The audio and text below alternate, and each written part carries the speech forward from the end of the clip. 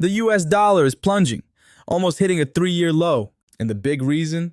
Traders are convinced the Fed's going to cut rates fast.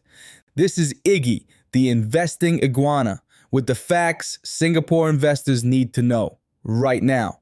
Here's the real dilemma. Many locals still see the US dollar as a safe bet, but betting on a strong greenback can backfire. The Fed is now expected to slash rates by up to 75 basis points this year. That's not a random guess.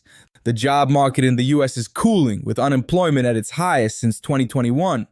Even strong retail sales can't kill the expectation of cuts. Hedge funds and traders, they're now holding over $7 billion in bets that the dollar will weaken even more. That's a huge shift. What's the impact for Singapore investors? 1. S-REITs and local stocks with US exposure could see fresh volatility. Weak dollar means lower returns from overseas assets when converted back to SGD. 2. Exporters might benefit.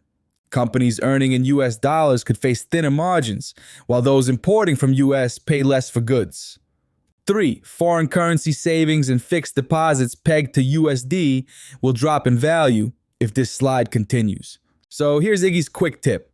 Don't just assume a weaker US dollar is always good for Singapore. If you hold cash or investments in USD, review your position. Consider rebalancing or hedging if a long dollar decline continues. And before chasing any investment just because it's cheap in USD, check if the underlying value actually makes sense. Bottom line, markets move fast when the Fed pivots. The US dollar may bounce or fall further depending on what Powell says. For Singapore investors, the smart move is to stay nimble, focus on fundamentals, and don't fall for knee-jerk currency bets. Strategy beats panic, always.